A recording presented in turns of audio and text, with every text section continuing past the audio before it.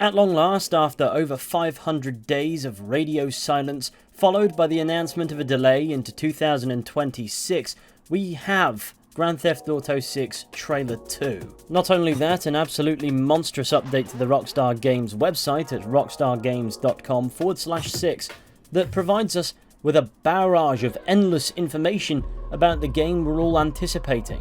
And while this no doubt softens the blow of the delay we received news about only days ago, I thought it would be worth going through everything and getting a comprehensive understanding in the form of something of a roundup. After all, it's not like we don't have over a year until this game is in our hands at long last, so what's the harm in taking our time and dissecting every piece of information, starting of course with the much anticipated in its own right second trailer. You see, since trailer 1 dropped in December of 2023, arguably people have been more excited about the prospect of there being a second trailer than they were about the prospect of there being a Grand Theft Auto 6 as a game. There were many theories about when this second trailer would drop, and precious few were sane. But of course, when a few days ago we got an announcement the game was in fact delayed until spring of 2026, and I wouldn't entirely be surprised to see it pushed back a bit further if I'm honest, but the point is it seemed a bit strange to many people that such a delay would be announced after 500 days of quiet anticipation to not even receive anything to tide us over. Nonetheless, if they didn't, it would have been Rockstar's right, but it just seemed a bit odd. So naturally, people started anticipating that perhaps something would come soon, and sure enough, here we are. With the second trailer focusing on the other main protagonist, Jason, it would seem for the most part, whose name was not actually mentioned in the first trailer at all, so this trailer is really the confirmation of the characters' identities. We're playing as Jason Duval and Lucia Caminos. And the trailer's description simply says, Vice City, USA. Jason and Lucia have always known the deck is stacked against them, but when an easy score goes wrong, they find themselves on the darkest side of the sunniest place in America, in the middle of a conspiracy stretching across the state of Leonida, forced to rely on each other more than ever if they want to make it out alive. And that gives us a brief idea of what the plot is going to entail, something the trailer elaborates on in brief detail. It's clear Jason and Lucia are romantically involved, but that was apparent from, well, the previous trailer, and of course, since this is Grand Theft Auto, partners in crime. The key takeaway from the trailer above all else, as everything is fairly run-of-the-mill GTA otherwise, is just how aesthetically pleasant it looks. If you were to compare it to GTA 5, you'd certainly notice some improvements. There are certain shots that have an element of Red Dead Redemption 2 to them, and the key point there is the visuals are certainly a step in a positive direction. As for the run-of-the-mill GTA aesthetic, if anything, Trailer 2 is a bit more toned down than Trailer 1, not necessarily highlighting the satirical nature of the series, and while I certainly hope that it's still prevalent and Trailer 1 certainly suggests as much, it would be interesting to see that blended with more serious tones like in GTA 4. Of course, GTA is not GTA without an element of crazy, so it'd be interesting to see what kind of balance it strikes. Away from that, the only other element I picked up on in the trailer worthy of any real note are a couple of shots that might indicate some improvements in the series' hand-to-hand combat elements. Perhaps more akin to Red Dead Redemption 2's brawling, but maybe more advanced again. I mean, you'd hope so. Red Dead Redemption 2, by the time of GTA 6's launch, will be around 8 years old, and while it holds up phenomenally, who better to bid to outdate it than Rockstar Games themselves? And I can see this game borrowing a lot of what that game did well, but we'll have to see the long way round, won't we?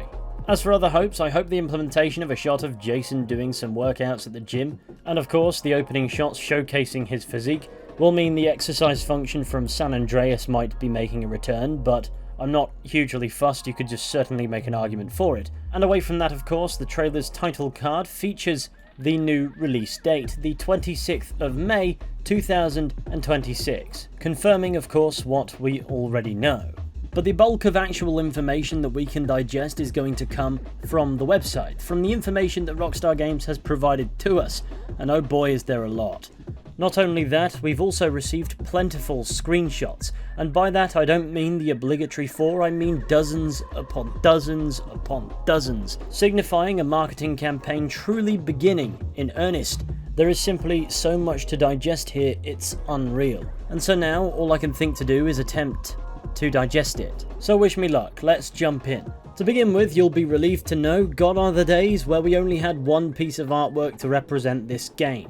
Now, we've got a couple more to add to the list, featuring of course Jason and Lucia. One shows them in cool action poses on a dock, the other, the two of them lounging around on a bed. So I guess you have fans trying to create mock-up cover art with these to look forward to, and of course there are other pieces of key art featuring other characters in the mix as well. Away from that, the webpage begins by introducing us to our dual main protagonists, and here's what it has to say. Beginning with Jason, it says, Jason wants an easy life, but things just keep getting harder. Jason grew up around grifters and crooks. After a stint in the army trying to shake off his troubled teens, he found himself in the Keys doing what he knows best, working for local drug runners. It might be time to try something new.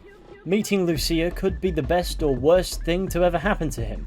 Jason knows how he'd like it to turn out, but right now, it's hard to tell. It's vague and doesn't give us an idea of his background, but gives us an insight into his personality. He's not necessarily the dreamer of the dynamic duo, and he simply pursues a more laid-back existence. Now, in the screenshots, he sports various beard styles, and within the parameters of reason hair length, so maybe that means the hair and beard growth from Red Dead Redemption 2 is going to make a return. I do hope so. As for Lucia's brief character profile, it says the following. Lucia's father taught her to fight as soon as she could walk. Life's been coming at her swinging ever since. Fighting for her family landed her in Leonida Penitentiary. Sheer luck got her out. Lucia's learned her lesson. Only smart moves from here. More than anything, Lucia wants the good life her mum has dreamed of since their days in Liberty City. But instead of half-baked fantasies, Lucia is prepared to take matters into her own hands. So it seems she's going to be the character with the vision. Furthermore, she appears to be a bit of a brawler. Not that both characters don't appear to have a background in that field. But from here, the website introduces us to several other characters in Grand Theft Auto 6, and of course various key locations from the game. Let's save breaking down the locations for now and talk characters. Firstly, we're introduced to Cal Hampton with the website saying the following. What if everything on the internet was true? Jason's friend and a fellow associate of Brian's, Cal feels safest hanging at home, snooping on Coast Guard comms with a few beers and some private browser tabs open. Cal is at the low tide of America and happy there. Casual paranoia loves company, but his friend Jason has bigger plans. What I'm gathering is he's perhaps a bit of a conspiracy theorist, with a particularly odd specialty for monitoring air traffic. Then there's Booby Ike. Hell of a name, by the way, just vulgar enough to remind me this is in fact a GTA game. Anyway, it says, it's all about Heart, the Jack of Hearts. Booby is a local Vice City legend, and acts like it. One of the few to transform his time in the streets into a legitimate empire spanning real estate, a strip club, and a recording studio. Booby's all smiles until it's time to talk business, and I can't imagine it being easy to keep a straight face around him when he asks to be addressed by Booby. Anyway, it goes on to say, Booby might seem like he's just out for himself, but it's his partnership with the young aspiring music mogul Draquan for Only Raw Records that he's most invested in. Now, they just need a hit. Sounds like a good basis for tension, you know, problems that Jason and Lucia will inevitably have to solve. And that seems more likely upon reading the character profile of Draquan Priest to follow. Only Raw Records. Draquan was always more of a hustler than a gangster. Even when he was dealing on the streets to make ends meet, breaking into music was the goal. Now that he's signed the Real Dimes, Draquan's days of booking acts into Booby's strip club might be numbered as he sets his sights on the Vice City scene. It certainly sounds interesting. I look forward to seeing where it goes. Next, we have a couple of characters known as Real Dimes, simply stating viral videos, viral hooks. Baylux and Roxy, aka Real Dimes, have been friends since high school. Girls with the savvy to turn their time shaking down local dealers into cold hard cash via spicy rap tracks and a relentless social media presence. One hit away from fame, an early hit single with local rapper Downplay took Real Dimes to new heights. Now, after 5 years and a whole lot of trouble, they're signed to Only Raw Records, hoping lightning can strike twice. This is interesting because we know GTA deals in an awful lot of contemporary commentary, and social media has been the flavour of the day for a while now. So seeing where the game goes with that is going to be an interesting perspective for sure. If a bit hyperbolic perhaps, but that is the series thing really, isn't it? I'm certainly curious to see where it goes, because frankly there's a lot of taking the mick to go around. Next up we've got Raul Batista. Experience counts. Confidence, charm and cunning, Raul's a seasoned bank robber, always on the hunt for talent, ready to take the risks that bring the biggest rewards. Raoul's recklessness raises the stake with every score. Sooner or later, his crew will have to double down or pull their chips from the table. As this image suggests, I reckon he's going to be something of a heist squad mate, perhaps one that's a tad untrustworthy on account of his recklessness, maybe somebody that Jason and Lucia will ultimately have to contend with at some point, and that should be a fascinating dynamic to explore. The final character we're introduced to is Brian Heder. Nothing better than a mudslide at sunset. Brian's a classic drug runner from the golden age of smuggling in the Keys. Still moving product through his boatyard with his third wife Laurie, Brian's been around long enough to let others do his dirty work. Looks like a Leonida beach bum, moves like a great white shark. Brian's letting Jason live rent-free at one of his properties, so long as he helps with any local shakedowns and stops by for Laurie's sangria every once in a while. I get the vibe of something of a mentor figure for Jason, at least early on. It's hard to gauge that from his appearance in the trailer, of course, but it seems at the very least in the early game they are in cahoots, and that arrangement is largely functional. And we even see Jason engage in one of these noted shakedowns. Anyway, I don't doubt these characters only comprise a fraction of those we'll be able to meet when we finally get our hands on GTA 6 at some point after we've all inevitably withered into skeletons. Whether they'll ultimately be compelling is up to the game. Anyway, like I said earlier, we don't just get introduced to a few character profiles, we also get introduced to a few key areas. Those being Vice City, because of course, Leonida Keys, Grass Rivers, Port Gellhorn, Ambrosia, and the Mount Callaghan National Park. Here's what the Vice City page has to say. Everything in excess. We're a long way from the 80s, but Vice City is still the sun and fun capital of America. The glamour, hustle and greed of America captured in a single city. Each neighborhood has something to offer, from the pastel Art Deco hotels and bright white sands of Ocean Beach to the bustling panaderias of Little Cuba and the bootleg brands of the Tishawaka Flea Market, out to the Vice City port, the cruise ship capital of the world.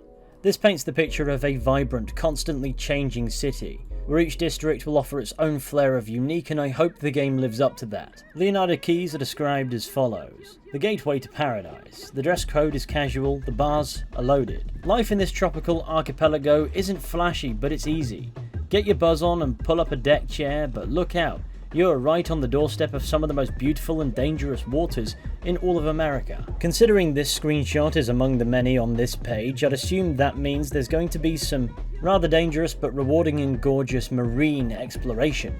I do wonder what secrets are hidden down there waiting to be discovered for those brave enough to navigate sharks, I assume. Otherwise, I interpret this region as being perhaps a tad run down but still a good vibe nonetheless, so I look forward to seeing where that goes. But things get a tad more interesting, at least for me, with Grass Rivers. Welcome to the wetlands, the untamable jewel of Leonida's crown. You never know what lies beneath the surface of this primordial expanse. The gators may be the most famous attraction, but there are far deadlier predators and weirder discoveries among the mangroves. Inject this into my bloodstream, I would love to know what this means. My favourite parts of Red Dead Redemption 2's map were the most mysterious areas, the bayou for instance north of Saint Denis. I envision this Grass Rivers region to be similar to that, and I think Rockstar are probably going to treat it in a similar way, or at least I hope they do. Wait a minute. Barry Chuckle, is that you? The mysteries found in Red Dead Redemption 2 did prove massively popular. I wouldn't be surprised if Rockstar tried to expand on that in GTA 6, and since that's the content I enjoy making the most, I won't lie, my career's kind of riding on it. But I'm hoping for some genuine, riveting, player-motivated investigation here, and that appears to be what they're implying. Moving on to Port Gellhorn, it reads as follows. Live hard. This is Leonida's Forgotten Coast. Cheap motels, shut down attractions and empty strip malls won't bring the tourists back, but there's a new economy in this once popular vacation spot. It's fueled by malt liquor, painkillers and truck stop energy drinks. Jump on a dirt bike and hold onto your wallet. So this is the actual rundown part of the game. Somewhere by no means abandoned, but might still present that abandoned feel, the perfect tone for more of those mysteries, as is the case with the Grass Rivers region.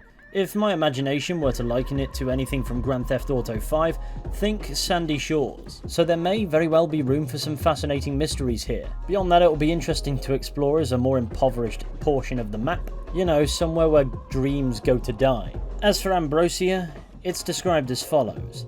Keeping Leonida sweet, the battle for the health and wealth of Leonida begins here.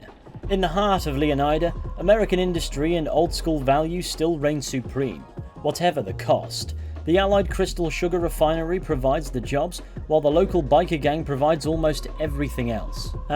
Biker gangs in GTA, good memories. I can't imagine this being the backdrop for GTA 6's most original commentary, but it might still be a well-founded one nonetheless, maybe even a pivotal point of the story in its own right, as Rockstar Games have never shied away from making statements on the rampancy of corporations. And finally, that brings us to Mount Callaghan National Park, that simply reads, Wild, Wild Country. Room to breathe on the state's northern fringes. A national landmark up against the state's northern border, Mount Callaghan offers prime hunting, fishing, and off-road trails. In the lush surrounding backwoods, hillbilly mystics and paranoid radicals live far from the prying eyes of the government. Now, if you ask me, that sounds like a hotbed for the potential of meeting very fascinating and unique characters. Not only that, it promises to be scenic, beautiful even. Another region where I would anticipate no end to the mystery. After all, it seems removed enough from the urban world, who's to say what's out here for sure? I look forward to hypothetically making discoveries out here. And I also hope to God the game will possess a photo mode. If you ask me, they've kind of become a standard for open world games, and they're not necessarily worth brownie points, but they're always appreciated. It's a great way to bask in a game's aesthetic glory, and of course apply your own artistic interpretation to it, and regions such as this just seem like the perfect argument for it. Anyway, that's basically everything the website yields to us, aside from reiterating that the game is coming on the 26th of May 2026 as things stand, and despite the delay, for the time being is only planned for the PlayStation 5 and Xbox Series X and S, with no mention of PC. So my reckoning is that version of the game's going to be a bit farther off again. Whether it'll be a whole year is anybody's guess. I hope not, but I also wouldn't be surprised. But you know what, now that we're starting to receive a bit more information, I've got a sneaky feeling it's only a matter of time before we start hearing more about this game. It would seem this second trailer and this marketing dump of information is the beginning of the actual marketing campaign, or at least I hope it is. But even then, Rockstar may still opt to be a tad conservative about it. Nonetheless, there's still a lot of ground to cover and blanks that need filling in order to ensure the game is adequately positioned to break records. I wonder what features the game has implemented to set it apart from its predecessors. I wonder how it's improved upon the overall Rockstar Games formula. More personally, I'm curious to learn what mysteries lie in wait in this open world, but of course, that information will come with time, whether it's part of the marketing campaign or indeed something we'll have to discover for ourselves when we play it in presumably May. But you can never be too sure with release dates until they've passed. Overall, I'm quite happy with this info dump. For the time being, and at least until we're a tad closer to that launch window, I don't think we need to know more just yet. We got dozens of screenshots to gawk at, a new trailer to watch, and information both on this game's world and some of its characters. And that's a decent enough make good for having to delay the game to ensure its greatness if you ask me. But that's not ensured, and it's up to Rockstar. It's their actions that will determine if this game lives up to the hype or falls flat on its face. But I'd love to know your thoughts on what we've seen. So of course, let me know in the comments section.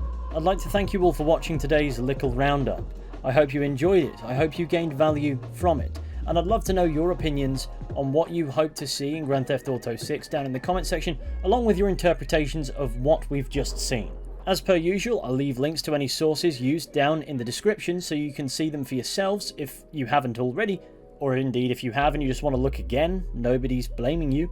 Be sure to go ahead, leave a like, subscribe, share the channel with your friends, all that wonderful stuff. It would be massively appreciated, but only if you want to, of course. And with any luck, I'll be seeing you all very soon with another video at some point. But until next time, please take care and goodbye.